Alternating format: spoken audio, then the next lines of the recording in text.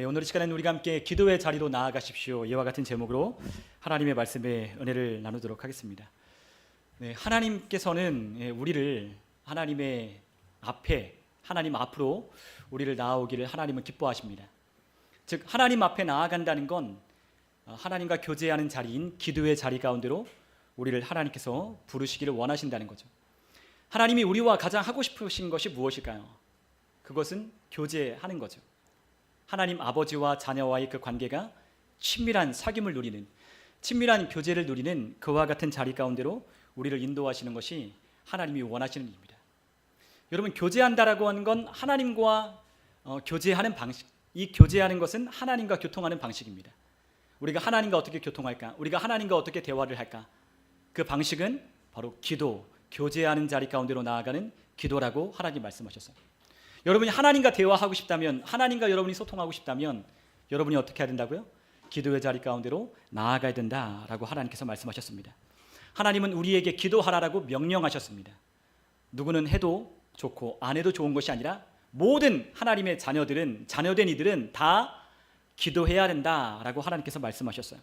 왜냐하면 하나님께서 기도를 원하시기 때문입니다. 또한 하나님께서 우리에게 기도하라고 명하신 이유는 하나님께서 우리가 간구하는 것을 응답하여 주시기 위함이라고 말씀하셨어요. 여러분, 하나님은 자녀들이 하나님께 간구하는 것을 하나님은 응답하시기를 기뻐하십니다. 하나님은 우리가 간구하는 것에 대하여 하나님은 듣지 않으시거나 막으시거나 아니면 우리에게 그것들을 안 된다라고 말씀하시는 분이 아니라 우리가 간구하는 모든 것들은 하나님은 다 들으시고 응답하시기를 원하신다는 거예요.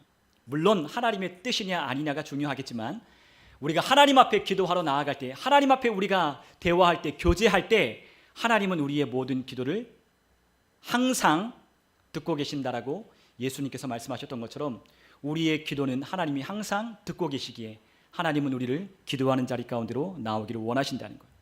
여러분, 이 기도할 때 하나님은 우리의 삶에 개입하시기 시작하십니다. 하나님은 사람들의 일에 어떻게 개입하실까?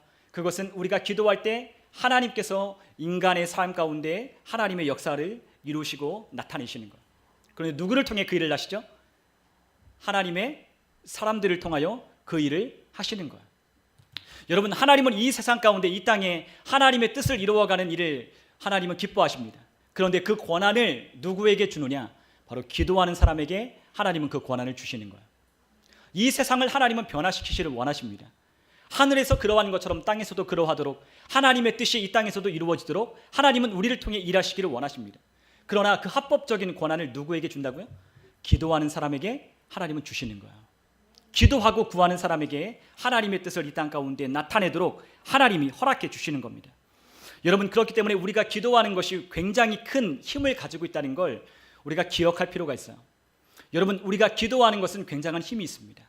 우리가 야고보서 5장 16절로부터 우리가 18절에 보면 기도하는 것이 얼마나 큰 힘이 있느냐 야고보 사도는 말씀했어요. 우리 한번 야고보서 5장을 한번 같이 한번 읽어볼까요? 우리 야고보서 5장 16절로부터 18절까지 함께 읽겠습니다. 그러므로 너희 죄를 서로 고백하며 병이 낫기를 위하여 서로 기도하라. 의인의 간구는 역사하는 힘이 큼이니라. 엘리야는 우리와 성정이 같은 사람이로되 그가 비가 오지 않기를 간절히 기도한즉 3년 6개월 동안 땅에 비가 오지 아니하고 다시 기도하니 하늘이 비를 주고 땅이 열매를 맺느니라. 아멘. 자, 우리의 기도, 의인의 간구. 여러분, 의인이 누구라고 했죠? 의인이 누구라고 했어요? 하나님 앞에 좀 의롭게 사는 사람?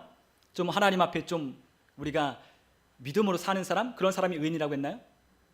아니죠. 누가 의인이에요?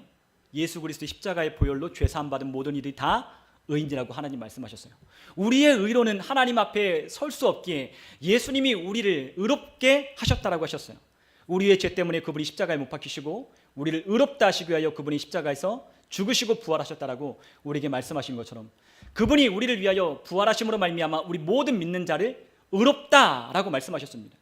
여러분, 의인의 간구, 구약 시대의 의인과 신약 시대의 의인은 다르다는 거예요. 여러분, 무슨 말인지 여러분 이해를 하십니까? 구약에서의 의인과 신약에서의 의인은 달라요. 여러분, 구약에서는 하나님을 전심으로 믿고 따르는 사람을 하나님은 의인이라고 칭하고 그 의인이 하나님께서 인정할 만한 의인이 몇 명 없었지만, 그러나 오늘날 예수 그리스도를 통하여 그 십자가의 보혈의 능력으로 우리의 죄를 사함받은 우리의 모든 죄를 예수님의 십자가의 보혈로 깨끗하게 한 모든 거듭난 이들은 하나님이 의인이라고 불러주신 거예요. 여러분, 우리는 이 의인의 간구를 드릴 수 있는, 기도하는 수 있는 힘이 있는 사람들이라는 걸 우리가 기억할 필요가 있는 겁니다. 그러므로 우리가 기도할 때 어떤 역사가 나타난다? 하나님께서 이 땅 가운데서 행하시는 일들 가운데 사람이 할 수 없는 일들을 기도하는 사람들을 통해 나타내신다는 거예요. 여러분, 우리가 기도하는 것에는 굉장한 힘이 있습니다.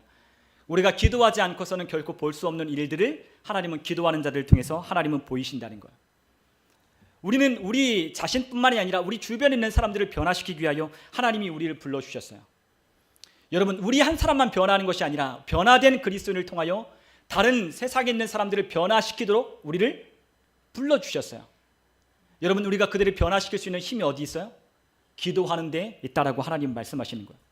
기도한다면, 우리가 기도할 수 있다면, 우리가 기도로 하나님 앞에 나아간다면 하나님은 우리 자신뿐만이 아니라 우리 주변을 하나님은 바꾸실 것이라고 하나님 말씀하십니다. 그러나 많은 이들이 기도한다고 해서 뭐가 바뀔까? 기도한다고 해서 뭐가 달라질까라고 생각하기 때문에 기도하지 않는다는 거죠. 여러분, 많은 그리스도인들이 최후의 수단처럼 기도를 여기는 경향이 있어요. 이것도 해보고 저것도 해보다 안 되면 뭐하죠? 기도하는 거예요. 네, 이것도 하고 저것도 해봤는데 안 되면 뭐한다? 기도하는 거예요. 그러나 여러분, 기도하는 데에는 어떤 힘이 있다? 역사하는 힘이 크다라고 주님께서 말씀하셨던 것처럼 우리는 기도할 수밖에 없어서 기도하는 것이 아니라 기도가 최선의 방법이라는 것을 알고 있기 때문에 기도하는 거예요. 여러분, 많은 사람들은 기도할 수 없기 때문에 기도할 수밖에 없어서 나는 기도합니다라고 말해요. 기도할게요. 당신을 위해서 내가 아무것도 해줄 것이 없지만 기도할게요라고 말해요. 아니에요. 내가 아무것도 할 수 없지만 기도라도 할게요 라고 우리는 흔히 말하지만 우리가 그렇게 더 이상 말해서는 안 돼요.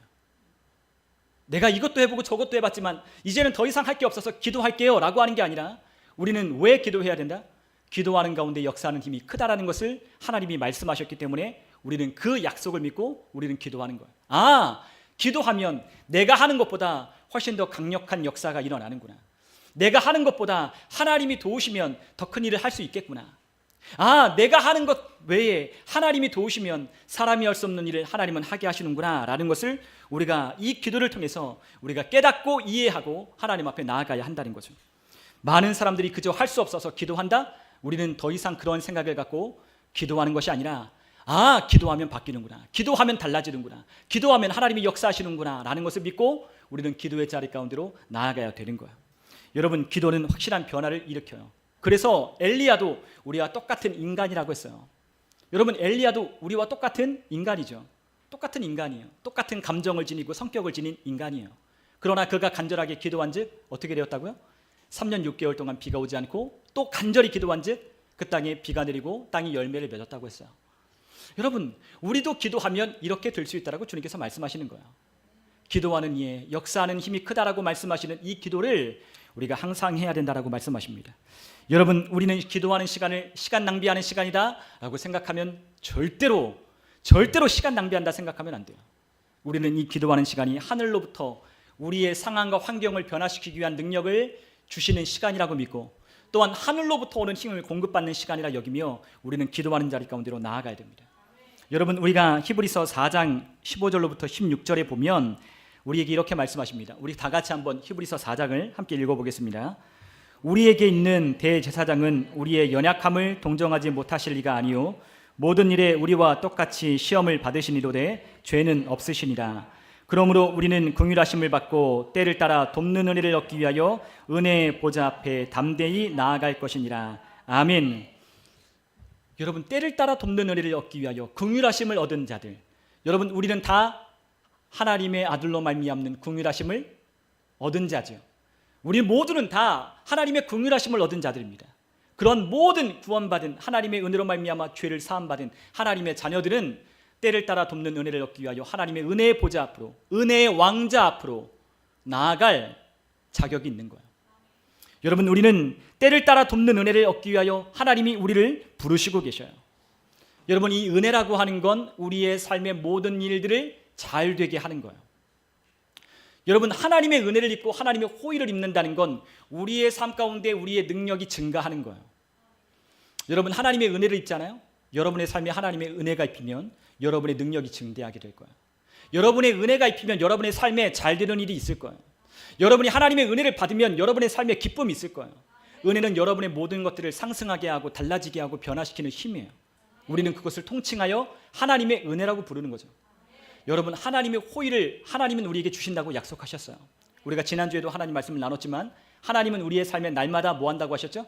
은혜를 더하여 주신다, 베풀어 주신다라고 말씀하셨어요.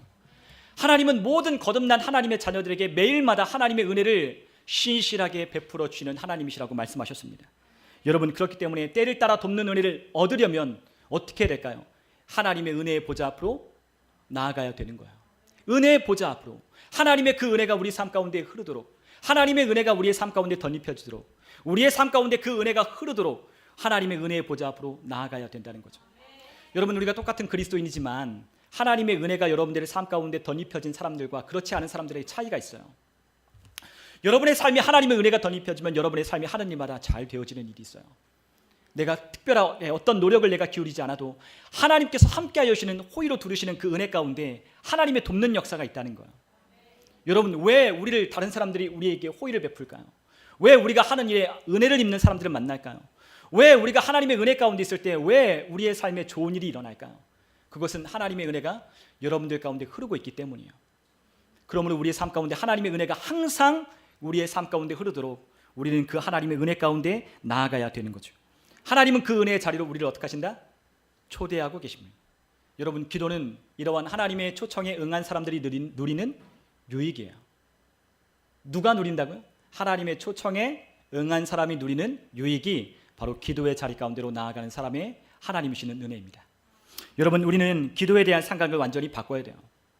기도에 대한 생각이 바뀌어야 돼요. 앞에서 말씀드렸지만 기도할 수밖에 없어서 기도하는 게 아니라 기도는 능력이다라고 생각하며 기도하는 것. 또 한 가지 우리는 생각을 바꿔야 될 거 있어요. 어떤 생각을 바꿔야 되냐? 우리는 이 기도는 상황과 환경에 대한 반응이기 때문에 우리가 기도한다라고 생각하는 사람들이 있다면 그거를 바꿔야 돼요.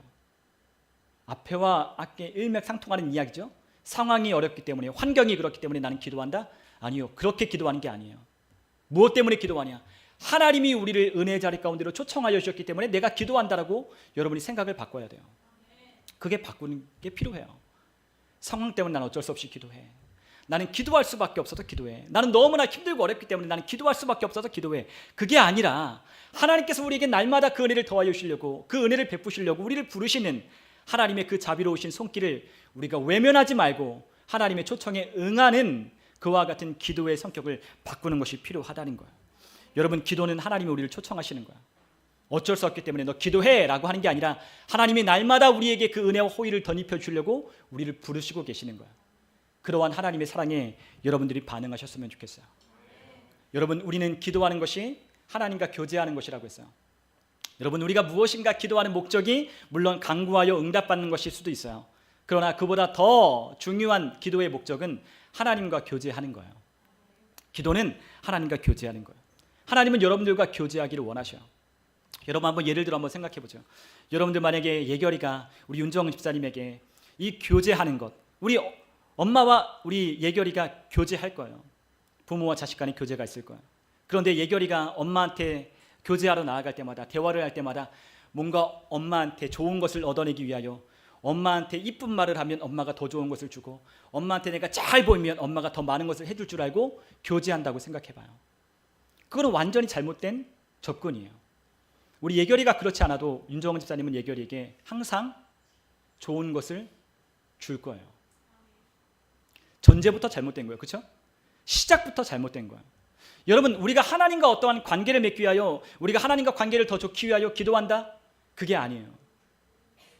우리가 하나님께 내가 더 잘 보여서, 내가 하나님께 이 기도하는 것이 상달되어서 하나님이 응답받으려고 내가 기도하는 거 아니에요. 여러분, 우리 하나님을 오해하시면 안 돼요. 하나님이 어떤 분이시다? 우리에게 항상 가장 좋은 것을 주시기를 원하시는 분이에요. 하나님과 관계를 더 돈독하게 하기 위하여 기도하는 게 아니라 하나님께서 그 아들로 말미암아 돈독하게 하시는 그 관계 가운데, 하나님과 친밀한 사귐 가운데 하나님과 대화하기 위하여 가는 거예요. 이미 친밀한 사귐 가운데로 불러주신 초청 가운데로 나아가서 하나님과 그 친밀한 사귐을 누리는 거예요. 친밀한 관계를 만들어 보려고 하는 게 아니라 이미 친밀한 관계 가운데로 불러주신 하나님 앞에 친밀한 사귐을 누리는 것이 우리가 기도하는 목적이에요. 여러분, 우리가 그렇게 기도할 때 우리의 삶에 하나님 주시는 은혜가, 호의가 더 많이 흘러가게 될 거예요. 여러분, 이러한 방식으로 우리가 기도한다면 우리의 기도가 달라질 겁니다. 여러분, 그러나 우리가 하나님을 만나기를 기뻐하고 즐거워해야 돼요. 여러분, 가끔 우리가 인스타그램이나 어떤 SNS, 소셜미디어를 보면 많은 사람들이 그렇죠. 대부분의 많은 사람들이 유명한 사람들 만나고, 그리고 또한 내가 좋아하는 사람들, 내가 정말로 많은 사람들이 흠모하는 사람들이 내가 사진을 찍고 그 사람과 만나서 초대를 받아서 어디를 가면 그것을 찍어서 사진에 올리죠. 올려요. 사진 찍어서 올려요. 그러니까 나는 이런 데 갔다, 나는 이런 사람들과 나는 어울린다, 나는 그래도 이 정도 급이다라고 말하는 그와 같은 자랑이 하고 싶은 거죠. 여러분, 누구를 만나고 싶으셔요? 누구와 함께 하고 싶으셔요? 여러분, 어디에 가고 싶으십니까? 여러분, 우리가 하나님께서 우리를 불러주시는 그 초청에 여러분 굉장한 영예로운 영광스러운 자리라고 하는 것을 여러분 인식하시며 하나님 앞에 나와보신 적 있으세요? 그렇지 않다면 우리가 그것을 바꿀 필요가 있는 거예요. 우리가 정말로 우리가 원하는 사람, 우리가 정말로 보기 원하는 사람, 내가 만나기를 원하는 사람, 그 사람과 내가 한번 만나기 위해서 가진 수를 다 쓰지만, 여러분, 정작 이 세상을 만드시고 창조하시고 다스리시는 그 하나님 앞에 우리가 그 하나님의 부르심을 받았다라고 하는 그 하나님의 초청에 우리가 응하는 것이 얼마나 기쁜 일인지를 여러분 생각한다면 우리가 하나님 앞에 나아가는 것이 그리 어려운 일이 안 될 거예요. 하나님이 우리를 불러주고 있는 그 자리에 하나님이 우리를 부르신다라고 하는 것에 여러분 굉장한 영예로 생각해야 돼요. 그것을 기쁨으로 여길 줄 알아야 돼요. 그분 앞에 무한한 영광으로 생각하며 나 같은 죄인을 불러서 하나님의 자녀된 자격을 갖추어 하나님 앞에 나아가 하나님과 대화하고 독대할 수 있다고 하는 것이 얼마나 영광스러운 일인지를 생각해 보아야 돼요. 여러분, 우리가 세상에서 어려운 일을 겪으면 변호사와 상담을 해요. 근데 그 변호사와 상담하는 한 시간의 비용이 얼마나 되시는지 아십니까? 거의 한 시간에 100만 원, 200만 원을 줘야 돼요. 여러분이 누구 유명한, 여러분들이 어떤 문제를 겪을 때 상담할 때 여러분들이 그 전문가를 만나면 여러분 그 전문가와 만날 때마다 비용을 지불해야 돼요. 근데 그 비용이 상당한 비용을 지불해야 돼요. 근데 여러분, 우리 주님이 누구셔요? 우리 주님께서 어떤 일을 하실 수 있어요? 우리 주님께서 우리에게 무엇을 하셨어요? 그것을 우리가 이해한다면 하나님 앞에 나아가는 것이 얼마나 값어치 있는 일인지를 우리가 생각해 볼 수 있는 거예요. 우리가 지난주에도 예수님을 우리의 삶의 최우선순위로 삼아야 된다고 말씀을 드렸지만, 여러분, 우리의 삶에 예수님의 가치를 매길 줄 아는 사람은 하나님이 우리를 부르시는 그 초대하는 그 기도의 자리 가운데로 나아가는 것을 기뻐하는 거예요. 여러분, 우리 그리스도인들의 삶에, 우리의 삶에 자리를 잡혀야 할 것이 있어요. 정리해야 될 것들이 있어요. 우리의 삶에 습관이 들어져야 될 것들이 있어요. 중요한 것이 빠졌어요. 그것이 무엇이냐? 첫 번째는 하나님의 말씀을 읽는 거예요. 두 번째는 하나님과 교제하는 거예요. 근데 오늘날 많은 그리스도인들이 하나님의 말씀을 읽지 않아요. 1년에 하나님의 말씀 한 번도 읽어본 사실이 없는, 하나님의 말씀을 일독도 해보지 않은 많은 사람들이 있어요. 그리고 또한 기도하지 않는 사람 부지기수예요. 왜 그렇죠? 하나님의 말씀의 능력을 그들은 이해하지 못했고, 또한 기도의 역사하는 힘이 얼마나 크다는 걸 그들은 믿지 못했기 때문에 하나님 앞에 그 말씀과 기도로 나아가지 않는 거예요. 여러분, 그리스도인들의 삶에, 우리 안에 기초적인 우리의 삶의 뿌리에 하나님의 말씀과 기도가, 하나님과 교제함이 우리의 삶 가운데 있을 때 우리는 정상적인 그리스도인으로 살아갈 수 있는 거예요. 여러분, 그리스도인이 어떤 사람이죠? 이 세상에서 약하고 가난하고 힘없고 불쌍한 사람이 그리스도인인가요? 아니에요. 여러분, 우리 하나님은 어떤 분이셔요? 강하고 능력 있고 힘 있고, 그분은 무에서 유를 창조하시는 분이셔요. 이 세상 역사는 하나님의 사람들로부터 이루어지는 거예요. 여러분, 무명한 자나 하나님은 유명하게 하셨어요. 가난하나 하나님은 우리를 부유하게 하셨어요. 하나님은 우리가 능력이 부족한 약하나 우리를 강하게 하셨어요. 그것이 오늘날까지 이 복음을 전해온 하나님의 사람들이 해온 일이에요. 여러분, 하나님은 강하셔요. 여러분, 그리스도인은 약하지 않아요. 왜 약하다고 생각하고 왜 우리는 약하다고 우리는 그렇게 믿느냐? 우리 안에 계신 그 하나님, 더구나 우리 안에 계신 능력이신 예수 그리스도가 누구인지를 우리가 알지 못하기 때문에 우리가 그렇게 살아가는 뿐이에요. 그러나 우리 안에 계신 예수 그리스도가 누구이고 그 하나님 아버지가 누구신지를 우리가 알게 된다면 우리는 더 이상 약하다라고 말하는 것이 아니라 우리는 어떻게 말한다고요? 우리는 그리스도 안에서 강하다라고 말할 거예요. 우리는 그리스도 안에서 부유하다라고 말할 거예요. 우리는 그리스도 안에서, 그 능력 안에서 나는 무엇이든 할 수 있다라고 말하기 시작하는 거예요. 여러분, 우리 그리스도는 결코 약하지 않아요. 우리 그리스도인은 예수 그리스도를 인식하고 예수 그리스도 안에 살아가기 시작하는 때부터 우리는 강해지고 점점점 우리의 삶에 하나님 주시는 풍성함이 나타나게 되어 있어요. 그것이 하나님이 원하시는 거예요. 여러분, 우리는 복음을 들어요. 우리는 복음을 또 전해요. 근데 이 복음은 너무나도 기쁜 소식이라고 여러분들에게 말씀을 드렸어요. 복음이란 게 뭐라고요? 단순히 기쁜 소식이 아니라 우리가 이 세상을 살아가면서 한 번도 들어보지 못한, 말도 안 되는 너무나도 기쁜 소식을 우리는 가스펠이라고 이야기한다라고 했잖아요. 그죠? 복음은 이런 거예요. 내가 이 세상 살면서 이 복음을 들었을 때 정말 그렇다고, 정말 이게 사실이라고, 내가 이것이 사실이라고 믿기에는 어려운 것이 바로 복음이라고 하나님 말씀하셨어요. 여러분, 복음이라는 건 그렇지 않나요? 복음이라는 건 그래요. 나를 구원하신다고? 나의 죄를 사하여 주신다고? 주님께서 우리에게 말씀하시는 그 복음을 통하여 우리가 죽을 죄인이 영원히 지옥에서 불타는 형벌을 받을 죄인을 하나님 사랑하셔서 그 아들의 십자가에 못 박아 죽이심으로 우리의 죄값을 사하여 주셔서 하나님이 자녀되게 하셨다고? 이것은 너무나도 놀라운 이야기죠. 이 세상에서 한 번도 들어보지 못한 이야기예요. 그것이 복음이에요. 그러나 이 복음이 많은 사람들이 오해하는 것들이 있어요. 이 복음을 오해해요. 어떻게 오해하냐? 이 복음은 단지 우리를 천국 가게 하는 것이라고만 생각해요. 여러분, 그러나 우리 교회는, 우리 성도님들은 결코 그렇게 생각해서는 안 된다라고 제가 계속해서 말씀드려요. 복음이라는 건 단지 천국만 가는 게 아니에요. 천국 가는 티켓을 따놓는 데 복음이 필요한 게 아니에요. 이 복음이라는 것은 우리의 모든 삶에 능력을 가져다주는 힘이에요. 여러분, 그렇기 때문에 이 복음은 능력이라고 했어요. 여러분, 이 복음은 우리 안에 하나님 나라를 살게 하는 능력이에요. 여러분, 하나님 나라가 우리가 죽어서 가는 하나님 나라만 있나요? 그렇지 않죠. 하나님 나라가 이미 여러분들 안에, 내 안에 이미 있습니까? 없습니까? 있지요. 우리 예수님을 우리가 영접할 때 이 하나님 나라가 우리 안에 이미 임했다라고 했어요. 아직 완성되진 않았지만 그 하나님 나라가 이미 도래하여 여러분들과 내 안에 있어요. 그 하나님 나라 실체가 우리 가운데 들어와 그 하나님 나라를 살아가게 하는 힘이 여러분들과 제가 들은 복음이에요. 여러분, 복음은 여러분들의 삶에 치유를 가져다 줘요. 복음은 여러분들의 삶에 부유함을 가져다 주고, 이 복음은 여러분들의 삶에 능력을 가져다 주는 거예요. 그런데 이런 이야기를 하면 사람들이 이러한 이야기 가운데 번영신학이다, 번영복음이다 이야기를 해요. 아니에요. 번영복음이 아니라 이 복음은 단 하나의 복음밖에 없어요. 성경은 어떤 복음? 예수 그리스도의 복음밖에 없어요. 여러분, 그래서 우리가, 여러분들 들어보신 분들 있지만 우리가 순복음교회의 순복음이 풀 가스펠이에요. 영어로 풀 가스펠, 완전한 복음이라고 해서 그 교단의 이름이 풀 가스펠이에요. 여러분, 이 복음은 단지 천국만 가게 하는 게 아니라 우리가 살아가는 이 땅에서도 우리의 삶을 완전히 변화시킬 수 있는 능력이라고 하나님 말씀하시는 거예요. 여러분, 주님께서 우리에게 이사야서 53장 5절에 주님께서 우리에게 말씀하신 거 여러분은 기억하실 겁니다.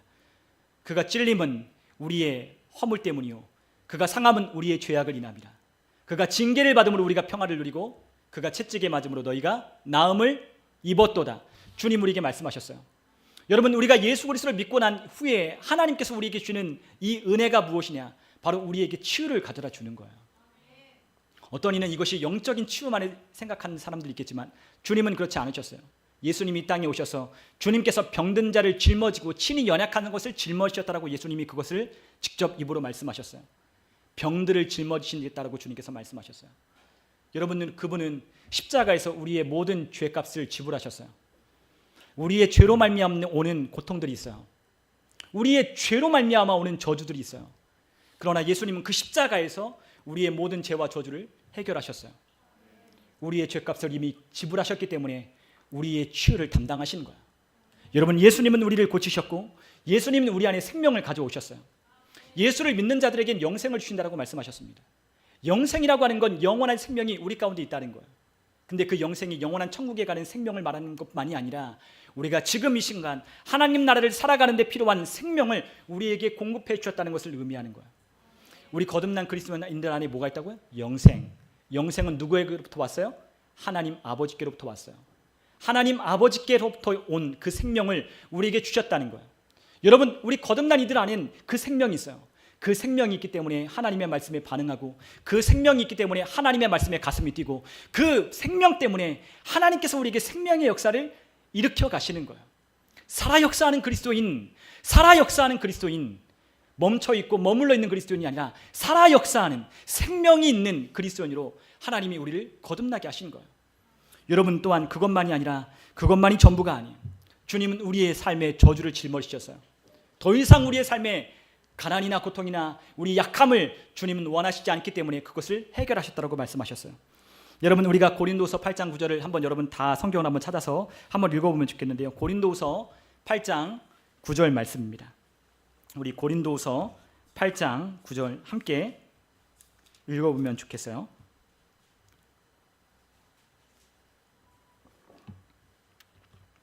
고린도후서 8장 9절 우리 같이 한번 읽겠습니다. 우리 주 예수 그리스도의 은혜를 너희가 알거니와 부요하신 이로써 너희를 위하여 가난하게 되심은 그의 가난함으로 말미암아 너희를 부요하게 하려 하심이라. 아멘. 여러분, 여기서 말하는 부요함은 영적인 것을 말하는 게 아니에요. 영적인 것만 말하는 게 아니에요. 여러분, 고린도서 8장을 읽어보면 전부 다 돈에 관한 이야기예요. 물질에 관한 이야기예요. 여러분, 하나님은 돈에 굉장히 관심이 많으셔요. 물론 하나님이 우리에게 돈을 주시지는 않아요. 여러분 잘 기억하셔야 돼요. 여러분들에게 말씀드린 바와 같이 하나님은 우리에게 재물 얻는 뭘 주신다? 뭘 주신다고 했죠? 능을 주신다라고 했어요. 하나님이 돈을 만들어내지 않았기 때문에 하나님께서 돈을 우리에게 주시진 않아요. 그러나 하나님께서 우리를 어떻게 하신다? 하나님을 섬기고 하나님을 따르는 자들에게 하나님은 그러한 능력을 주신다라고 약속하셨어요. 여러분, 하나님이 우리에게 약속하신 것이 있어요.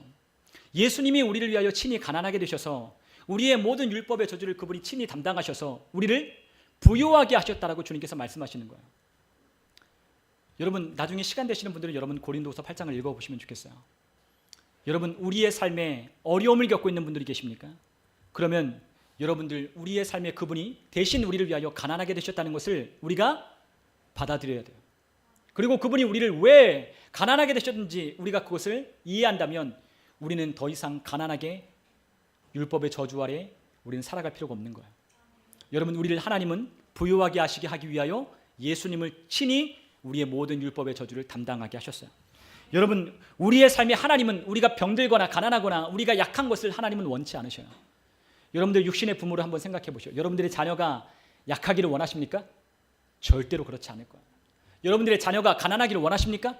절대로 그렇지 않을 거예요. 여러분들의 자녀가 질병 가운데 고통을 당하는 걸 여러분 원하십니까? 여러분들 그런 부모는 아무도 없을 거예요. 여러분, 우리 하나님 아버지는 우리의 삶 가운데 가장 좋은 것을 주시는 분이에요. 온전한 부요함을 주시려고 하시는 분이셔요.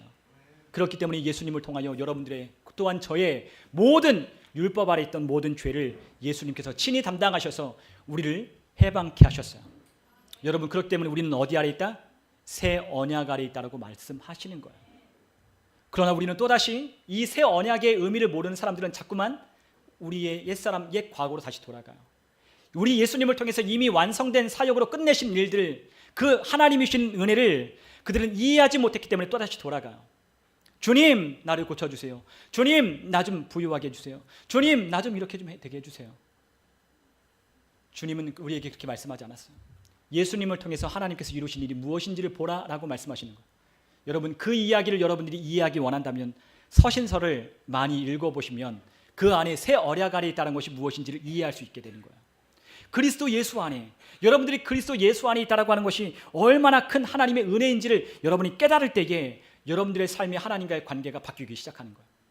하나님 앞에 뭔가를 더 달라고, 하나님 앞에 뭔가를 더 잘 보여서, 하나님 앞에 뭔가 더 이쁘게 보여서 하나님과의 관계를 개선해서 하나님께 뭔가를 달라고 하는 그러한 수고를 여러분들은 이제 더 이상 하지 않게 될 거예요.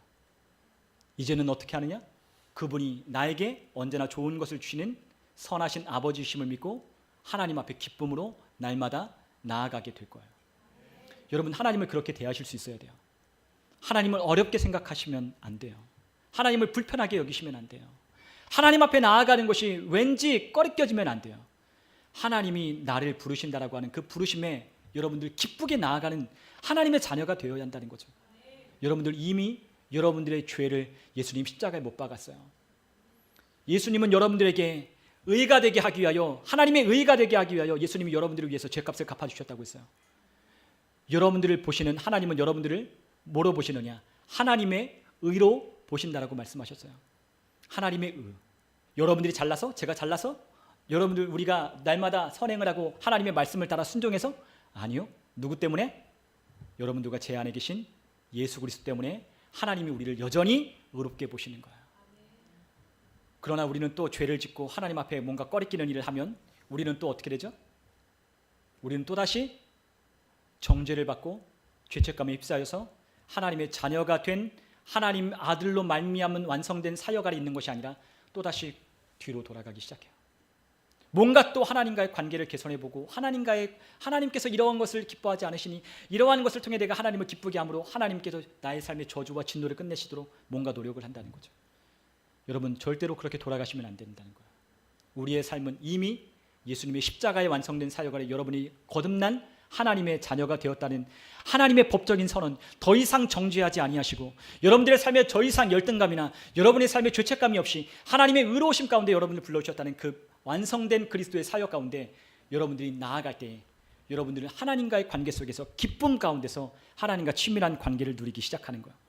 여러분, 하나님은 여러분들의 삶 가운데 어떻게 은혜를 흘려보내시냐, 이제 우리가 해야 할 건 하나님의 은혜를 입기 위하여 하나님 앞에 가는 것인데 그 은혜를 더 많이 받는 비결은 바로 하나님 앞에 얼마나 가느냐, 빈도에 달려있는 거예요. 하나님은 여러분들과의 관계의 빈도로 여러분들의 은혜가 흘러가도록 하나님은 역사하시고 계셔요. 하나님은 제한하지 않으셨어요. 누구는 더 주고 누구는 덜 주고 하지 않으셔요. 하나님의 은혜는 오늘도 여전히 여러분들이나 저나 똑같이 하나님의 한없는 은혜는 우리의 삶 가운데 흘러가고 있어요. 그러나 그 은혜를 덧입는 사람은 누구라고요? 하나님과 관계의 빈도가 높은 사람이에요. 여러분, 우리는 그 하나님을 알면 알수록 우리는 그 하나님과 더 닮아지게 되어 있어요. 여러분, 우리가 고린도서 3장 18절에 보면 하나님이 이렇게 말씀하십니다. 우리가 다 수건을 벗은 얼굴로 거울을 보는 것 같이 주의 영광을 보매 그와 같은 형상으로 변화하여 영광에서 영광이 이르니 곧 주의 영으로 말미암음이니라. 아멘. 여러분, 우리가 다 수건을 벗고 거울을 보는 것 같이 우리 주님의 영광을 본다는 거예요. 여러분, 그 영광을 보고 계십니까? 여러분들 하나님의 영광을 보고 계십니까? 여러분, 하나님의 그 찬란한 영광을 매일매일 여러분 말씀을 통해 보고 계십니까? 여러분, 말씀을 보아야 하는 이유가 여기 있어요. 그 말씀 안에는 하나님의 영광이 있어요. 그 말씀 안에는 하나님의 위대하심이 있어요. 그 말씀 안에는 하나님의 선하심이 있어요. 그 말씀을 우리가 날마다 거울같이 우리가 들여다볼 때마다 우리는 그 영광에서 영광으로 우리의 삶 가운데 변화가 있도록 하나님께서 역사하신다고 하셨어요. 여러분, 우리는 거울을 보면 내가 누구인지 알 수 있어요. 우리는 거울을 보면 내가 어떻게 생겼는지 알 수 있어요. 여러분, 내가 누구인지 정확하게 알려면 여러분들 뭐 해야 된다? 하나님의 말씀을 여러분들 들여다봐야 돼요. 말씀 안에 하나님께서 여러분들이 누구인지를 정확하게 기록해 놓으셨어요. 하나님이 어떠한 분인지 나와 똑 닮은, 그러므로 하나님의 DNA를 심겨준 하나님의 자녀된 그 자녀가 똑 닮은 하나님이 누구인지를 성경은 말씀하고 있다는 거야. 여러분이 하나님의 말씀을 들어볼 때 그 하나님 여러분들의 모습이 되어야 돼요. 하나님의 모습이 누구의 모습이 되어야 된다? 여러분과 저의 모습이 되어야 된다는 거예요. 하나님이 여러분들과 저에게 어디까지 자라기를 원하셔요? 그리스도의 장성한 분량까지 자라기를 원하셔요. 예수님과 똑 닮도록 하나님이 우리 안에 이미 하나님과 똑같은 생명 DNA를 우리 안에 새겨주셨어요. 우리 안에 새겨주셔서 그 거울을 날마다 들여다보는 거예요. 날마다 하나님의 말씀을 보며 우리가 생각하는 남이 들여다보는 거절하고 하나님이 말씀하시는 하나님이 나에게 말씀하시는 바인 나를 하나님의 말씀을 통해 봄으로 하나님께서 나를 변화시켜 주신 그 새로운 피조물을 날마다 봄으로 하나님의 영광 가운데로 변화하여 가기 시작하는 거예요. 여러분, 우리는 그러도록 하나님이 우리를 불러주셨어요. 여러분, 하나님은 우리가 건강하기를 원하는 것 이상으로 건강하기를 원하셔요. 우리가 부유하기를 원하는 것 이상으로 주님은 부유하기를 원하셔요. 우리가 강하기를 원하는 것 이상으로 하나님은 우리가 강하기를 원하셔요. 이 세상 가운데 강하고 능력 있고 힘 있고 그리스도의 영광과 그리스도의 향기와 그리스도의 그 하나님의 그 영광된 그 광채를 비추기 위하여 우리를 빛으로 하나님 불러주신 거예요. 여러분, 하나님은 우리에게 초자연 공급을 주기를 원하시고 또한 우리의 삶에 신성한 하나님으로부터 오는 건강을 누리기를 원하셔요. 하나님은 항상 우리에게 넘치도록 베풀어 주시는 분이에요. 우리가 지난주에도 함께 말씀을 나눴지만 하나님은 우리에게 한 끼 제공하는 것에 하나님은 만족하지 않으신다고 했어요. 그래서 어떻게 하신다고 했죠? 풍성하게 공급해 주신다고 했어요. 여러분, 제자들이 배를 타고 나가서 그물을 던져 물고기를 잡았어요. 그런데 밤이 새도록 물고기를 한 마리도 잡지 못했어요. 그럴 때 예수님께서 그 제자를 부르시며 고기를 많이 잡았느냐 물었더니 밤이 새도록 고기를 잡았지만 고기를 한 마리도 잡지 못했다고 했어요. 그럴 때 예수님께서 그들에게 뭐라 말씀하시느냐? 깊은 데 나아가서 그물을 던지래요. 내가 수고하도록 던져서 그물을 내려서 한 마리도 잡지 못했지만 내가 당신의 말씀에 의지하여 그물을 내리리다 하고 그 말씀에 의지하여 그물을 내렸더니 여러분, 그 그물에서 건졌던 그 물고기가 힘이 많으므로 그 배가 어떻게 됐다고 했습니까? 가라앉았다라고 했어요. 여러분, 예수님을 앞에 나온 수많은 사람들이 예수님 앞에 모여들었어요. 왜요? 생명의 말씀을 듣기 위해 예수님 앞에 모여들어요. 근데 그 예수님이 그들의 기진한 부분을 보시고 그들의 제자들에게 가서 먹이라고 하셔요. 너희들이 가서 너희들 먹을 걸 줘라 해요. 근데 제자들이 우리에게 어떻게 그 돈이 어딨냐고. 이 사람들 먹이려면 많은 돈이 들 텐데, 그리고 또 나가서 이 사람들이 그 동네에 들어가서 사 먹어도 그것이 정말로 심각한 문제일진데, 그게 보통 어려운 일이 아닐진데 어떻게 우리 보고 먹이라고 하냐라고 예수님께 반문했어요. 그랬더니 예수님께서 제자들에게 어떻게 하십니까? 50명씩 100명씩 잔디밭에 앉게 하시는 거예요. 그리고 어떻게 하셔요? 제자들이 가져온 그 빵과 그 물고기를, 그죠? 5병이요. 물고기 2마리와 보리떡 5개로 하늘을 우러러 보시며 축사하시고 떼어주니 다 먹고도 몇 광주리가 남았어요? 12광주리가 남았잖아요. 그렇죠? 5,000명이 먹고도 12광주리나 되는 것을 거두었어요. 여러분, 하나님은 우리에게 뭔가를 주실 때 그냥 조금씩 우리에게 주시는 게 아니에요. 여러분, 하나님이 우리에게 공급하시는 방법은 우리의 생각을 초월하는 거예요. 그런데 우리는 항상 우리의 방법으로 뭔가를 채워보려고 해요. 우리의 방법으로 어떤 것을 이루어 보려고 해요. 여러분, 그러한 수고와 그러한 방법보다 하나님이 우리를 돌보시면 하나님이 우리를 더 잘 돌보실 수 있어요. 그런데 우리는 그것을 항상 믿지 못하기 때문에, 하나님을 신뢰하지 못하기 때문에 기도하는 자리 가운데로 나아가지 않는 거예요. 예수님은 항상 기도하셨어요. 예수님의 능력은 항상 기도하는 것부터 오는 거예요. 예수님은 항상 기도할 때 하나님의 음성을 듣고 그 하나님께서 주시는 말씀을, 그는 말씀을 나눴어요. 말씀을 전했어요. 자기가 하고 싶은 말을 하시는 것이 아니라 하나님께서 하시고자 하시는 말을 그는 받아, 그는 말씀하셨어요. 여러분, 우리가 그러해야 되는 거예요. 기도하는 자리 가운데로 나아가서 우리가 하고 싶은 말을 하며 돌아다니는 것이 아니라 주님께서 우리에게 넣어주시는 말을 하는 사람이 되어야 하는 거예요. 우리는 스피커가 되어야 돼요. 주님께서 우리에게 주는 말씀을 전할 수 있는 스피커가 되어야 돼요. 주님이 우리 가운데 함께 머물며 주님과 함께 기도할 때 우리의 삶에 기도하다 보면 우리의 말이 바뀌어지는 걸 경험해요. 여러분, 우리의 생각이 바뀌어지는 걸 경험해요. 여러분, 우리가 누군가와 교제하다 보면, 우리가 너무나도 뛰어난, 너무나도 좋은 사람과 우리가 교제하다 보면 우리가 그 사람을 닮아가게 돼 있어요. 그렇지 않나요? 우리가 너무나 좋아하는 사람, 우리가 사랑하는 사람, 우리가 너무나 닮기 원하는 사람과 우리가 함께 하다 보면 그 사람이 나누는, 그 사람이 전해주는 말에 우리는 귀를 기울이게 돼 있어요. 그분의 말투를 따라하고, 그분의 사고방식을 배우고, 그분이 말씀하시는 것을 따라 말하기 시작하는 거예요. 여러분, 우리가 기도할 때 하나님은 우리가 말하는 것, 우리가 간구하는 것보다 하나님은 우리에게 원하시는 것은 교제하기를 원하시는 거예요. 대화하기를 원하시는 거예요. 여러분, 우리가 그것을 이해한다면, 하나님이 어떤 분인지를 이해하기 시작한다면 우리가 간구할 것들이 그렇게 많지 않다는 걸 알게 될 거예요. 여기서 간구라고 하는 건 여태까지 우리가 구했던 방식의 간구가 많지 않다는 걸 여러분이 깨닫게 될 겁니다. 지금까지 우리가 구해왔던 그런 간구 말고 하나님이 원하시는 간구로 우리의 삶이 바뀌어질 거예요. 우리의 기도의 자리 가운데로 초청하시는 하나님께로 더 머물면 우리의 사고방식이 바뀌고 우리의 말이 바뀔 거예요. 그리고 여러분들이 말하는 것마다, 그 말하는 것이 하나님께서 여러분들의 입에 넣어서 말하는 것마다 그것이 효력을 내고 열매를 맺게 될 거예요. 그것이 하나님이 우리에게 원하시는 교제하는 거예요. 여러분, 하나님은 우리에게 늘 풍성한 걸 주기 원하셔요. 우리가 마태복음 7장 9절로부터 우리 11절에 보면 하나님 아버지가 어떠한 분이신지를 우리에게 말씀하고 계셔요. 우리 한번 마태복음 7장 9절로부터 11절까지 함께 읽어보겠습니다. 너희 중에 누가 아들이 떡을 달라 하는데 돌을 주며 생선을 달라 하는데 뱀을 줄 사람이 있겠느냐? 너희가 악한 자라도 좋은 것으로 자식에게 줄 알거든 하물며 하늘에 계신 너희 아버지께서 구하는 자에게 좋은 것으로 주시지 않겠느냐? 아멘. 여러분, 하나님이 어떤 분이셔요? 우리에게 늘 좋은 것을 주시는 분이에요. 하나님은 우리에게 질병을 주기를 원치 않으셔요. 우리에게 가난을 주기를 원치 않으셔요. 우리에게 연약함을 주기를 원치 않으셔요. 오히려 그 반대예요. 뭘 주기 원하셔요? 우리에게 건강과 부유함과 능력을 주기를 원하셔요. 기쁨을 주기를 원하셔요. 평안을 주기를 원하셔요. 승리를 가져다 주기를 원하셔요. 그것이 하나님이 원하시는 방법이에요. 그러나 많은 그리스도인들이 하나님을 오해하고 있기 때문에 우리의 삶 가운데 질병이 찾아오면 하나님이 나에게 이럴 수 있느냐며 하나님 앞에 원망하는데 그 기도의 시간을 다 보내요. 아니요, 우리는 그렇게 기도하는 게 아니에요. 하나님이 우리에게 주신 것은, 하나님은 언제나 우리에게 거룩하고 의롭고 좋은 것고 선한 것을 주신다고 말씀하셨어요. 하나님은 회전하는 그림자도 없으셔서 하나님은 악한 것을 우리에게 주시지 않는다고 하셨어요. 여러분, 육신의 부모도 여러분들의 자녀들에게 가장 좋은 것을 줄 알거든 하물며 하나님 아버지가 보냐? 여러분, 하나님 아버지는 우리의 삶에 우리에게 가장 필요하고 우리에게 가장 좋은 것들을 주기를 원하시는 하나님이에요. 그렇기 때문에 누구도 주셨어요? 아들까지도 주셨어요. 로마서 8장에 하나님 말씀하십니다. 하나님의 아들까지 내어주시니까 우리에게 아낄 것이 있느냐? 하나님이 우리에게 아낄 것이 있더냐?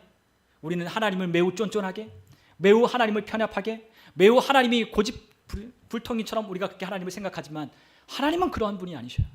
하나님은 너무나 좋으시고, 하나님은 너무나 선하시며, 하나님은 너무나 풍성한 것을 우리에게 주시기를 원하시는 분이에요. 그렇기 때문에 예수님이 오신 목적, 제가 자주 말씀드리지만 요한복음 10장 10절에 그분이 오신 것은 뭐 때문에 오셨다? 우리를 풍성하게 하기 위하여 오셨다. 도둑이 오는 것은 도둑질하고 죽이고 멸망시키러 온 것뿐이지만 내가 온 것은 생명을 주되 풍성히 주려고 내 양들에게 오겠다라고 주님께서 말씀하셨어요. 여러분, 우리 주님은 풍성하신 분이에요. 우리의 삶에 풍성한 것을 주시기를 원하시는 거예요. 그러므로 여러분, 우리의 삶에 여러분들이 반응해야 될 것은 무엇이냐면 그리스도 예수를 통해 이미 완성된, 하나님께서 예수 그리스도를 통해 완성하신 그 사역을 여러분들이 응하는 것이 필요해요. 예수 그리스도가 이미 끝내신 그 끝내신 완성된 사역을 여러분들이 응답하는 게 필요해요. 여러분, 우리가 히브리서 우리가 9장 15절로부터 17절까지를 한번 읽어보면 좋겠습니다. 우리 한번 히브리서 9장 15절로부터 17절까지 함께 읽겠습니다. 이로 말미암아 그는 새 언약의 중보자시니 이는 첫 언약 때에 범한 죄에서 속량하려고 주구사 부르심을 입은 자로 하여금 영원한 기업의 약속을 얻게 하려 하심이라. 유언은 유언한 자가 죽어야 되라니 유언은 그 사람이 죽은 후에야 유효한즉 유언한 자가 살아있는 동안에는 효력이 없느니라. 아멘. 네, 우리 예수님이 다 하셨어요. 예수님이 이미 다 끝내셨어요. 예수님이 이미 다 완성하신 그 사역 아래 우리는 있다라고 말씀하셨어요. 그것이 무엇이다? 새 언약 아래 있다는 거예요. 그것을 다른 말로 하면 우리가 죄 아래 있는 게 아니라 은혜 아래 있다라고 하나님께서 선언하시는 거예요. 여러분, 우리의 삶에 뭐가 있어요? 은혜가 항상 있도록 하나님께서 우리 은혜 아래 있다라고 하나님 말씀하시는 거예요. 여러분, 예수님께서 죽으셨기 때문에, 예수님께서 우리의 죄를 완전히 갚으셨기 때문에 우리는 더 이상 옛 언약, 율법 아래 있는 자가 아니라고 주님 말씀하셨어요. 율법의 정죄와 율법의 죄 가운데 율법이 말씀하신 그 말씀을 하나라도 어기면 하나님 앞에서 죄인으로 드러나 하나님께서 정죄하시는 그 죄값을 받아야만 하는 죄인이 아니라 예수님이 그 정죄를, 모든 죄를 끝내셨기 때문에 더 이상 정죄하지 아니하시고 도리어 우리를 하나님의 자녀 삼으시며 의롭다라고 말씀하시는 하나님의 법적인 선언 앞에 하나님의 새 언약이 우리 가운데 흐르고 있는 거예요. 여러분, 우리가 새 언약 아래 있다는 걸 잘 이해하셔야 돼요. 계속 말씀드리지만 우리는 옛 언약 아래 있는 자들이 아니에요. 우리는 어디 아래 있다? 새 언약 아래 있다. 여러분의 모든 저주와 여러분의 모든 죄를 예수님이 이미 다 갚으셨어요. 더 이상 저주 아래 있을 이유가 없고 더 이상 저주 아래 여러분들이 살아갈 이유가 없는 거예요. 여러분들의 삶에 하나님이 주시는 은혜를 누릴 수 있는, 누리기도 마땅한 하나님의 은혜를 예수님을 통해 허락해 주셨어요. 근데 사람들은 그것이 너무나도 믿기 어렵기 때문에 안 믿는 경향이 있는 거죠. 구원이라는 건 어떻게 받을 수 있지만 하나님께서 우리에게 삶 가운데 허락하시는 축복, 하나님이 우리의 삶 가운데 주는 풍성함, 이것을 믿지 못하는 거예요. 여러분, 새 언약을 이해하고 예수 그리스도가 이미 완성한 사역을 이해하면, 우리는 그 하나님의 은혜 아래 있다는 걸 깨닫는다면 우리의 삶에 더 이상 고군분투하는 삶은 없는 거예요. 여러분, 노력 없이 오는 변화가 있어요. 노력하지 않아도 오는 변화가 있어요. 노력하지 않아도 우리의 삶 가운데 흐르는 은혜가 있어요. 여러분들이 노력하지 않아도 하나님의 은혜는 여러분들의 삶에 흐르도록 하나님이 이미 예수님을 통해 역사하셨어요. 여러분, 우리의 죄는 이미 용서받았고 그 용서받은 여러분의 법적 선언 아래 여러분들이 치유받아야 할 자격이 있어요. 여러분들이 부여해야 될 하나님의 자격이 있어요. 여러분, 자격이 있는 거예요. 부여하기를 원한다면 여러분이 부유한 걸 선택하는 거예요. 여러분이 낫기를 원한다면 여러분은 낫는 것을 선택하는 거예요. 예수님은 오늘 말씀하십니다. 낫기를 원하느냐? 나으라고 말씀하셔요. 여러분들이 부유하기를 원하시냐? 내가 너희를 위하여 가난하게 되시면 너희를 부유하게 하심이라고 믿는 사람은 부유하기를 선택하는 만큼 부유해지는 거예요. 여러분, 우리의 삶 가운데 왜 하나님이 그러한 은혜를 주시느냐? 그것을 통하여 이 세상 가운데 하나님이 어떠한 분인지를 드러내려고 여러분 우리를 부르신 거예요. 여러분, 우리는 아브라함의 복 아래 여러분들 우리를 부르셨다고 했어요. 아브라함의 그 믿음 아래 우리도 아브라함 같은 믿음으로 우리가 하나님의 자녀가 되었다고 했어요. 여러분, 하나님은 그런 풍족하신 하나님이셔요. 그 풍족하신 하나님을 여러분들의 삶 가운데 전하는 거예요. 하나님이 어떠한 사람인지를, 어떠한 분이신지를 여러분들 주변 사람들에게 보여주는 거예요. 여러분, 우리는 더 이상 약하고 가난하고 힘없고 불쌍한 그리스도인이 아니에요. 여러분, 우리가 초대교회를 한번 생각해 보셨으면 좋겠어요. 여러분, 초대교회 성도들이 가난했죠. 가난했어요. 초대교회 성도들이 핍박을 당했어요. 고통 가운데 있었어요. 그런데 그들의 삶 가운데는 가난으로 끝나지 않았어요. 그들의 삶 가운데는 하나님이 돌보시는 은혜가 있었어요. 그들의 삶에는 항상 하나님이 돌보시는 은혜가 있었어요. 그래서 그의 삶 가운데 뭐가 있어요? 하나님의 은혜가 흐름으로 그의 삶에 넉넉함이 있었어요. 그래서 그들이 함께 통용하고 나눌 때에 그 세상 사람들이 그것을 보고 하나님이 누구신지를 보고자 그 교회 가운데로 몰려드는 거예요. 여러분들, 로마 시대 때 많은 사람들이, 그리스도인들이 죽음을 당했어요. 여러분, 지금도 로마에 가면 카타콤이라고 하는 지하의 무덤이 있어요. 로마 원형 경기자 가면 그 그리스도인들이 죽었던 그 많은 그 실제 현장에 있었던 그 현장들이 지금도 남아 있어요.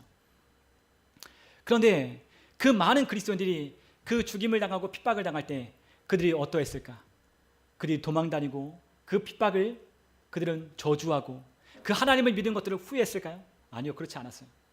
그들은 하나님을 믿는 것을 영광스럽게 여기고 그 하나님께서 자기를 부르주신 데에서 무한한 영예를 누렸어요. 여러분, 카타콤에 있는 어떤 한 묘비가 있는데 그 묘비에 이렇게 써 있어요. 오늘 내 사랑하는 딸과 내 아내를 여기에 묻는다. 하나님의 영광스러운 부르심 가운데 참여할 수 있는 하나님의 은혜를 주심에 감사드린다 라고 하며 여기에 내 딸과 내 아내를 묻는다고 하며 카타콤에 묘지명이 쓰인 게 아직도 있어요. 여러분, 로마 원형 경기장에 그리스도인들을 풀어놓으며 굶주린 사자를 풀어놓고 그들을 잡아 먹게 했어요. 근데 수많은 사람들이 그거를 지켜보도록 거기 원형 경기장에 6만 명, 7만 명, 10만 명이 모여서 그걸 구경했죠. 근데 그 가운데 어떤 일이 일어나요? 사람들이 비명을 질러요? 아니요, 그렇지 않아요. 오히려 그들이 그 가운데 찬양을 불렀댔어요. 그들이 하나님을 찬송했다고 했어요. 그들이 그 고요한 그 사자가 으르렁거리며 그 살을 뜯어먹고 그리고 살을 물어뜯고 목을 물어 죽이는 그러한 상황에서 그를 둘러싼 그리스도인들이 차례차례 죽어가는, 기다리는 그 죽음 앞에 있는 그리스도인들이 죽음의 공포에 질려 있는 것이 아니라 오히려 하나님을 찬양하고 하나님을 높여드렸다고 했어요. 그것을 지켜보고 있는 네로 황제가 귀를 손가락으로 막고 소리를 지르며 그만하라고 했다고 하는 기록도 있어요. 여러분, 그 원형 경기장에서 일어났던 그 끔찍한 일이 얼마나 갔을까요? 오래 가지 못했어요. 왠지 알아요? 그거를 지켜보고 있는 많은 로마인들이 그걸 보고 그들의 삶 가운데 하나님이 누구신지를 알고 싶어 했기 때문이에요. 그 부유한 로마, 팍스 로마나라고 하는 그와 같은 부유하고 영화로운 그 시대를 연 그 로마 시민들이, 풍족하게 그지없는 그 시민들이 그 가난하고 학대당하고 핍박당하는 그 그리스도인들을 보고 그들의 삶이 전복되기 시작하는 거예요. 더 이상 할 수 없는 거예요. 왜? 그 죽이는 그 원형 경기장에서 그 그리스도인들을 죽일 때마다 수많은 사람들이 예수를 믿기 때문에, 그 예수를 믿는 사람들을 십자가에 매달아 화형할 때마다 수많은 사람들이 예수를 믿고 예수께로 돌아오기 때문에 그만한 거예요. 여러분, 오늘날 우리에게 그러한 용기가 있나요? 우리 안에 그분에게 대한 영예로운, 그분에 대한 그 영광스러운 그 부르심에 참여했다라고 하는 그 영광스러운 하나님께 대한 그 감사가 있나요? 여러분, 우리에게 그 감사가 있다면 우리는 그렇게 할 거예요. 그들이 어떻게 그렇게 하나님 앞에 자신의 목숨을 내어놓을 수 있었을까? 그들은 기도했기 때문이에요. 그들은 하나님과 친밀함을 누렸어요. 그 하나님과의 친밀함이 그의 삶의 고통 가운데 나타나죠. 죽음 앞에도 찬송을 부리고 그의 얼굴이 한없이 평온하고 기쁨을 누리며 서로 먼저 죽겠다고, 서로 내가 나를 먼저 죽겠다고, 내가 먼저 하나님께 죽임당한 그 순교할 수 있는 기회를 나에게 달라고 수많은 그리스도인들이 아우성을 쳤다는 거예요. 여러분, 예수를 믿는다는 건 이렇게 바꾸는 거예요. 예수를 믿고 우리의 삶을 바꾸는 건, 우리의 삶을 또한 우리의 주변을 바꾸는 건 이렇게 바꾸는 거예요. 여러분, 우리 안에 하나님과 더 가까이 친밀하면 친밀할수록 우리의 삶이 하나님의 주시는 능력으로 우리의 삶 가운데 나타나기 시작하는 거예요. 여러분, 우리의 자성, 어렸을 때 우리가 했던 거, 여러분들 실험해봤던 거 기억해 보시면 잘 이해가 돼요. 우리가 쇠붙이를 가지고 우리가 자석을 막 비비면 이 쇠붙이가 자성이 생겨요. 그래서 자석이 아님에도 우리가 어디죠? 우리 옛날에 이렇게 모래밭들이 있었잖아요. 그럼 모래밭 같은 데다 우리가 딱 가면은 철가루가 붙어요. 그런데 이 비볐던 이 쇠붙이도 시간이 지나면 어떻게 되죠? 자성이 사라지죠. 사라져요. 근데 또 자석에 막 비비면 자성이 생겨요. 여러분, 똑같아요. 여러분, 우리 그리스도인들의 힘은 어디서 나오느냐? 우리 안에 계신 그리스도를 인식하고 우리 안에 계신 그리스도와 함께하고 우리 안에 계신 그 하나님께 가까이 나아가면 가까이 나아갈수록 우리 그리스도인은 힘이 생기는 거예요. 왜 우리가 하나님은 우리의 힘이라고 하느냐? 여러분, 우리 느헤미야서 우리가 읽어보면 그 백성들이 하나님 앞에 울부짖고 하나님 앞에 눈물을 흘리며 할 때 느헤미야가 얘기했어요. 울지 말라고, 울지 말라고. 하나님을 예배하고 하나님을 섬기는 것이 너희 힘이라고 하나님 그렇게 고백했어요. 여러분, 우리 그리스도인의 힘은 어디서 생기느냐? 하나님을 예배하고 찬송하고 하나님 앞에 기도할 때, 하나님 말씀을 묵상하며 선포할 때 우리의 삶에 힘이 생기기 시작하는 거예요. 저도 그래요. 어떨 때는 수요일 날 제가 찬양, 요즘에 우리 계속 하고 있잖아요. 다시 앞에 나가서 우리 전도하며 우리 앞에 나가서 기타를 치면서 막 찬양을 불러요. 전도해요. 근데 어떨 때는 하기 싫어요. 어떨 때는 수요일이 딱 돌아오면 내가 이거 왜 하자고 했지? 내가 이거 왜 하자고 했지? 그러면서 제가 가끔 이런 생각도 해봐요. 우리 근원 청년이 이거 만들었는데, 하자고 했는데 내가 이거 지금 왜 하고 있지? 우리 근원 청년 지금 바쁘니까 나도 그만하자고 하면 안 될까? 이런 생각을 할 때가 있거든요. 가끔 그럴 때가 있어요. 하기 싫을 때. 왜요? 제 안에 계신 그리스도와 친밀한 관계를 맺지 못하면 어느 순간 그 힘이 사라지기 때문에 세상 가운데 나아가서 우리 주님을 외치고 선포할 용기가 생기지 않는 거예요. 그런데 어떡하죠? 또다시 하나님께 기도하는 거예요. 주님은 비길 데 없는 분이십니다. 이 복음만이 저 죽어가는 사람을 살릴 수 있는 유일한 능력입니다. 그 사람의 삶도 바뀔 수 있다는 걸 저는 압니다. 저를 바꾸신 것처럼, 저를 변화시킨 것처럼 하나님 그들도 바꾸실 수 있습니다. 주님, 저를 보내서 기쁨으로 찬양할 수 있게 해주세요. 여러분, 우리가 그렇게 기도하고 또 하나님과 관계를 맺으며 나아갈 때 그 힘이 나는 거예요. 그리고 찬양할 때에 쭈뼛쭈뼛하며 찬양하러 나와 찬양할 때에 찬양하면 할수록 이 마음속에 기쁨이 차오르고 그 수많은 냉소적인 얼굴을 하며 지나가는 사람들의 얼굴을 볼 때마다 그 사람을 볼 때 불쌍함이 생기고 그 사람도 구원해야 된다라고 하는 주님의 마음이 생길 때 이 안에 없던 용기도 생겨나서 힘있게 찬양을 부르기 시작하는 거예요. 여러분, 우리 그리스도인들의 힘은 우리 주님이 우리의 힘이 되시는 거예요. 여러분, 우리 그리스도인은 하나님께 나아가야 돼요. 하나님은 우리를 부르셨어요. 우리를 초청하셨어요. 여러분들, 우리의 삶에 뭔가를 응답받기 원하여 주님 앞에 나아가는 것, 그거 물론 우리가 해야 할 일이지만 그것만 위하여 우리가 주님 앞에 나아가면 안 돼요. 주된 목적은 하나님과 교제하는 거예요. 여러분, 하나님이 어떻게 하셨다고? 이미 우리에게 다 어떻게 하셨다고? 예수님을 통하여 다 주셨어요? 안 주셨어요? 다 주셨다고 했어요. 예배소서 1장 3절에 하늘에 속한 모든 신령한 것을 우리에게 주셨다. 여러분, 우리에게 하나님은 아끼지 않고 다 주셨어요. 이미 다 주셨어요. 우리가 원하고 우리가 바라고 우리가 그것들을 믿기만 하면 하나님은 이미 우리에게 주셨다는 것을 알도록 하신다라고 하셨어요. 하나님은 또한 이미 우리에게 은혜로 주신 것들을 성령을 통하여 너희가 깨닫게 한다고 하나님 말씀하셨어요. 여러분, 우리 눈에는 안 보이죠. 그러나 하나님은 이미 우리의 삶 가운데 많은 것들을 우리의 삶의 은혜로 허락해 주셨어요. 그것을 성령과 함께 걸을 때 그걸 발견하는 거예요. 오늘도 내 삶이 하나님 날마다 은혜로 하나님이 무겁게 우리의 삶 가운데 싹싹딱딱 쌓아놓으신다고 했는데 우리는 오늘도 하나님이 우리에게 은혜를 주신다는 것을 잊어버리고 알지 못하기 때문에 우리의 삶에 하나님께서 배달해 놓으신 이 은혜를 풀어보지도 않고 우리의 삶에 쌓여놓은 은혜가 얼마나 많은지 몰라요. 여러분, 하나님께 나아가십시오. 하나님이 은혜로 주신 것들이 뭔지를 알게 되는 거예요. 하나님이 오늘 우리에게 하루 살 힘을 주시는 거예요. 우리의 삶이 그것을 어떻게 감당하게 하시는지 능력을 주시는 것을 우리는 경험해요. 여러분, 그렇기 때문에 하나님 우리에게 말씀하셨어요. 구하라, 찾으라, 두드려라. 여러분, 하나님께 맡겨놓는 것만이 아니에요. 구하기도 해야 돼요. 찾기도 해야 돼요. 두드려 보기도 해야 돼요. 하나님이 우리의 삶 가운데 이 은혜로 주신 것들을 위하여 여러분들 두드려 보는 거예요. 삶에 여러분들의 삶 가운데 나아가서 두드려 보는 거예요. 여러분들 안 된다라고만 말하는 게 아니라 나가서 두들겨 보는 거예요. 한번 찾아보는 거예요. 방법이 없네? 아니요, 찾아보십시오. 여러분, 구해보십시오. 하나님이 여러분들이 구하면 얻도록, 여러분들 찾으면 찾도록, 문을 두드리면 열리도록 다 해놓으셨어요. 이미 열려 있는데 우리는 나가지 않는 것과 같은 거예요. 하나님이 이미 다 주셨는데 아직도 안 주셨다고 하나님께 땡깡을 부리는 거예요. 이미 다 주셨다고 하나님 말씀하신 그 말씀을 믿고 우리 하나님이 부유하심을 믿고 하나님의 말씀을 따라 하나님께 나아가면 하나님이 우리에게 많은 것들을 허락해 주셨다는 것을 깨닫기 시작하는 거예요. 여러분, 그러므로 그것들을 알기 위하여 우리 뭐 해야 된다? 기도해야 된다라고 주님께서 말씀하셨어요. 여러분, 마태복음 6장 31절로 32절에 보니까 주님께서 우리에게 염려하지 말래요. 염려하지 말래요. 무엇 먹을까, 무엇 마실까, 무엇 입을까 염려하지 말래요. 이거 이방인들이 하는 거래요. 우리 하나님의 자녀는 뭐 하래요? 염려하지 말래요. 염려하지 말래요. 주님께서 우리에게 뭐라고 말씀하셔요? 다 너희에게 이거 있어야 할 줄 아신대요. 하나님 아버지가 우리에게 필요한 거 다 아신대요. 여러분, 우리의 필요를 하나님 모르실까요? 다 아셔요. 그런데 많은 사람이 기도할 때 어떻게 해요? 우리의 필요를 하나님께 아뢰는 데 집중해요. 우리의 카드값에 나온 청구서가 하나님 이런데요, 하나님 그거 하나님께 아뢰기 급급해요. 오늘 병원에 가서 의사의 진단서를 가지고 하나님 앞에 와서 하나님, 의사가 이렇게 말하는데요, 하나님 이러한 진단서에 이렇게 써 있어요. 어떻게 하면 좋아요? 우리 하나님 앞에 기도할 때 그렇게 기도해요. 하지 않아도 될 일을 하는 거예요. 하나님이 아실까요, 모를까요? 다 아시죠. 다 하셔요. 여러분, 우리는 하나님과 친밀한 관계를, 사귐을 누리기 위하여 이 자리에 나온 것이지, 기도하러 가는 것이지, 우리 하나님께 내 문제를 아뢰려고 나가는 게 아니에요. 주님 다 하셔요. 그리고 주님은 그 문제를 해결할 수 있는 하나님이시며 우리의 삶 가운데 이미 해결할 수 있는 방법들을 이미 우리에게 허락해 주셨어요. 알려주시기를 원하셔요. 그래서 우리를 부르시는 거예요. 주님과 대화를 나누다 보면 어떻게 해야 될지 알게 돼요. 주님과 대화를 나누다 보면 어떻게 우리가 생각해야 될지를 알게 돼요. 그리고 우리가 이것에 대하여 어떻게 우리가 말해야 될지도 알게 돼요. 우리 안에 있는 몸에 삐끗하고 우리의 삶에 그런 것이 있다면 저는 계속해서 여러분들에게 말씀드려요.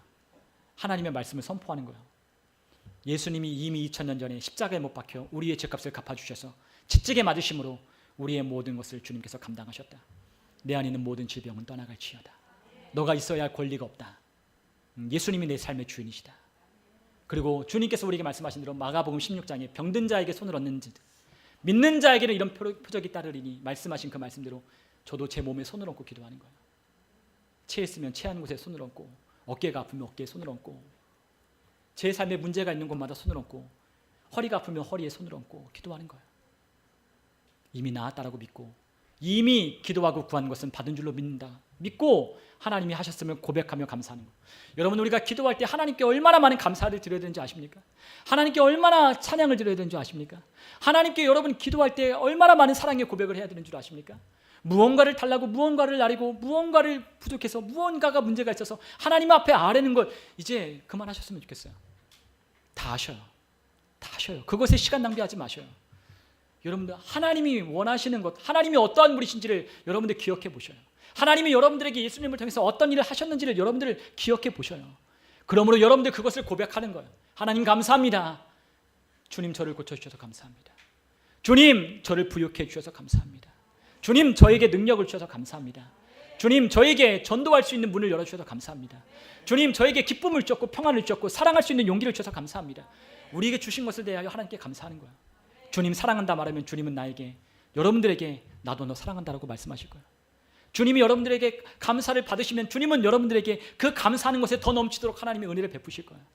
여러분, 그분께 여러분이 찬송을 드리면 여러분들 한량 없는, 여러분들 무한한 하나님의 은혜가 공급되어 오는 것을 여러분들이 느끼실 거예요. 여러분들 찬양을 부를 때 여러분들의 삶의 공기가 바뀌는 걸 느낄 거예요. 여러분들의 가정에서 여러분들이 험한 말을 하고 싸우는 그 삶 속에 여러분들의 공기가 무거워지는 걸 느끼는 것처럼 여러분들이 찬양하는 그곳에 공기가 바뀌고 여러분들의 흐름이 바뀌고 여러분이 하나님을 고백하고 하나님께 대한 믿음으로 선포하는 것뿐만 아니라 여러분들 그 가운데 모든 것들을 체인지하는 거예요. 오늘 우리의 삶이 무겁습니까? 그 무거운 공기를 예수님을 찬양으로 바꾸는 거예요. 예수님의 이름으로 선포하고 이곳 가운데 있는 모든 악한 것들을 몰아내는 거예요. 여러분들의 입에 권세가 있어요. 여러분들의 입에 능력이 있어요. 예수님의 이름을 주셨잖아요. 그 권세를 가지고 주님께서 여러분들과 기도할 때 여러분들에게 말하라고 하는 것들을 여러분들이 받아서 여러분들이 말하기 시작하는 거예요. 저는 그래서 기도할 때 저는 하나님 앞에 뭐 달라 이것 달라 이것 달라 기도하지 않아요. 저희 그랬잖아요. 뭐 한다? 주님과 교제를 나누는 거예요. 주님 사랑합니다. 주님 감사합니다. 주님 하실 줄로 믿습니다. 주님 나에게 이런 너무나도 좋은 것을 주셔서 너무 감사합니다. 그러면 뭐가 나와요? 찬양이 나오고 감사가 나오고 고백이 나오고 선포가 나오는 거예요. 예수님의 이름으로 명하노니 이 교회는 주님의 것이다. 또한 우리 성도들이 주 예수 그리스도 안에서 승리할 것을 선포하노라. 이렇게 고백하며 오늘 기도하는 거예요. 여러분, 기도할 때마다 하나님 앞에 매일 우리의 청구서에 쓰여 있는 이 문제를 가지고 여러분들 기도하면 얼마나 그 기도하는 시간이 고통스럽겠어요. 그것만큼 기도하는 시간이 고역이 없죠. 우리의 삶의 문제를 가지고 와서 하나님 이것 좀 보세요. 어떻게 하면 좋겠습니까? 여러분, 기도하는 시간이 그렇기 때문에 기쁘지 않은 거예요. 여러분, 기도하는 시간은 기쁜 시간이에요. 즐거운 시간이에요. 여러분들, 하나님 여러분들 모든 필요를 다 하셔요. 해결 방법도 하셔. 여러분들이 하나님 앞에 머무르는 시간이 많으면 많을수록 여러분들의 삶 가운데 하나님의 은혜가, 여러분들의 능력이 더욱더 증가한다는 것을 기억할 필요가 있는 거예요. 여러분, 우리는 하나님의 공급 안에 살도록 우리를 부르셨어요. 공급이 우리의 삶 가운데 흘러가는 거예요. 그러므로 우리에게 마태복음 6장 33절에 뭐라고 쓰여있죠? 이렇게 쓰여있어요. 우리 같이 한번 읽어볼까요? 즉 너희는 먼저 그의 나라와 그의 의를 구하라. 그리하면 이 모든 것을 너희에게 더하시리라. 아멘. 먼저 그 나라 그 의를 구하는 거예요. 구할 것, 여러분 성경에 찾아서, 여러분 요즘에 어플에 그런 것들 많이 있죠. 구하라 라고 하는 것들을 찾아보셔요. 구하라고 하신 것을 찾아서 구하는 거예요. 여러분, 겸손을 구하고 여호와를 구하고 예수님을 찾고 또한 지혜를 구하고 여러분들 하나님이 원하신 대로 전도할 문이 열려지기를 구하고 여러분 하나님이 구하라고 하는 것에 집중하며 살아보십시오. 그러면 하나님이 여러분들의 삶을 더 잘 돌보신다는 걸 경험하기 시작할 거예요. 내가 나를 돌보는 것보다 주님이 나를 돌보아 가시는 것이 훨씬 더 비교할 수 없을 만큼 뛰어나요. 그런데 우리는 그렇지 않죠. 우리 주님이 나를 돌보시는 것이, 여러분들 돌보시는 것이 훨씬 더 뛰어나요. 여러분들 주님께 맡기는 거예요. 먼저 그의 나라와 그의 의를 구하는 거예요. 어려운 것들을 자취하고, 주님 다 아셔요. 다 아셔요. 어떻게 해야 될지 주님 다 아셔요. 뭐가 필요한지 다 아셔요. 무엇 먹을까, 입을까, 마실까? 그거 이방인들이 구하는 것이라고 했잖아요. 근데 그거 우리에게 필요해요, 안 필요해요? 필요한 거 주님 아신대요. 다 아신대요. 너희가 뭐 먹어야 할 것이지? 돈도 필요하지? 필요해요. 옷도 필요하죠? 필요해요. 차도 필요하고요. 집도 필요하고요. 다 필요해요. 다 필요해요. 주님 다 아셔요. 근데 뭐 구하라? 하나님 나라와 그의 의를 구하래요. 그거 추구하래요. 하나님의 나라, 여러분들 안에 있는 그 하나님 나라, 하나님의 영향력이 확대되어지기를 원하는 거예요. 여러분, 제 삶에, 여러분들의 삶에 하나님의 영향력이 확대되어지기를 구하는 거예요. 하나님의 아들 예수님을 추구하는 거예요. 그분의 의로우심, 그 나라는 의로서 작동되는 나라인데 그 의를 이루신 예수님을 구하는 거예요. 그 의롭게 하시는 그 나라에 들어갈 수 있는 자격, 의로워야 들어갈 수 있지만 하나님의 아들로 나를 의롭게 하셔서 나를 그 나라, 백성으로 살게 하신 하나님의 은혜를 구하며 사는 거예요. 주님, 그것이 우리에게 원하시는 거예요. 주님, 우리에게 그걸 원하셔요. 그러면 주님께서 다 알아서 해주신대요. 여러분, 오늘 주님께서 우리에게 원하시는 것을 우리가 이해할 필요가 있어요. 정말 하나님이 누구신지 아십니까? 정말로 하나님의 아들을 통해서 이루신 일이 무엇인지 아십니까? 그렇다면 여러분들 더 이상 여러분들의 삶 가운데 고민하고 염려하고 두려워하는 것들을 내려놓고 하나님 앞에 친밀한 사귐과 교제하는 것 가운데 나가는 거예요. 더 이상 문제를 막기 위하여, 우리의 삶 가운데 이 돌아가는 이 카드빚을 막기 위하여 카드를 돌리고 이걸 돌리고 우리의 삶에 이것저것 생각하느라 막중한 스트레스를 짊어지고 사는 인생을 내려놓고 우리 주님께서 주시는 친밀한 사귐 가운데로 나아오는 거예요. 기쁨과 평안과 자유함과 참된 행복 가운데로 여러분들 나아가시는 거예요. 막기 위해 사는 게 아니라 더 풍성한 삶을 위하여 하나님 앞에 가는 거예요. 이미 끝내신 일을 위하여 여러분들 계속해서 분투하는 게 아니라 하나님이 이루어 놓으신 일을 위하여 여러분들이 차지하고 취하여서 마치 이스라엘 백성들이 하나님이 다 이루어 놓으신 그 가나안 땅을 차지하여 들어가라고 말씀하신 것처럼 우리도 그 땅을 하나님이 주신 것을 믿고 차지하여 들어가서 그 땅에 있는 사람들에게 하나님이 누구신지를 보여주며 하나님의 이름이 전해지는 것마다 간답이 서늘하게 하고 하나님의 이름이 들려지는 것마다 하나님이 누구신지를 보여주고 하나님이 어떤 일을 하실 수 있는지 여러분들의 삶을 통해 나타내는 것이 우리를 통해 하나님이 하시고자 하시는 일이라는 것을 여러분들이 보여주셨으면 좋겠어요. 여러분들, 오늘 그렇게 할 때 우리의 삶에 변화가 있는 거예요. 여러분, 우리 마지막으로 요한복음 16장 24절 같이 읽겠습니다. 우리 요한복음 16장 24절 우리 한 절만 같이 한번 읽어보죠. 지금까지는 너희가 내 이름으로 아무것도 구하지 아니하였으나 구하라 그리하면 받으리니 너희 기쁨이 충만하리라. 아멘. 기도의 자리로 나아가는 거예요. 구하면 주신대요. 구하면 주신대요. 여러분들 기쁨으로 살아가기 위한다면 기도의 자리로 나아가셔야 돼요. 여러분 정말로 기쁘게 살기 원하잖아요. 기쁘게 살려면 뭐 해야 된다? 기도해야 된다. 구해야 된다.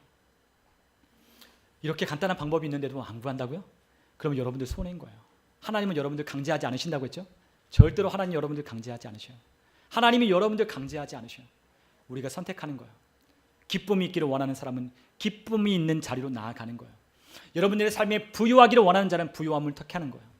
여러분들 안에 형통하기를 원하는 자는 그 말씀을 주야로 묵상하고 그 안에 기록된 대로 사는 거예요. 여러분들, 하나님은 우리에게 선택할 기회를 주셨어요. 여러분, 우리가 우리의 삶에 여러분들 어렵게 배우고 어려운 것을 여러분들의 삶에 체득하지 않았으면 좋겠어요. 우리는 꼭 고통 가운데 뭔가를 배우고 어려움 가운데 뭔가를 익히는 그러한 삶을 살면서도 또 어려움을 당하죠. 여러분들 그러한 삶을 반복하지 않았으면 좋겠어요. 이제는 끝냈으면 좋겠어요.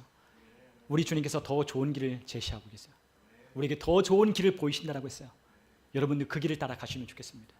오늘 우리 모든 성도님들 주님께 그 친밀한 사귐의 자리로 나아가서 주님의 은혜가, 주님의 영향력이 여러분들과 제 삶에 묻어났으면 좋겠어요.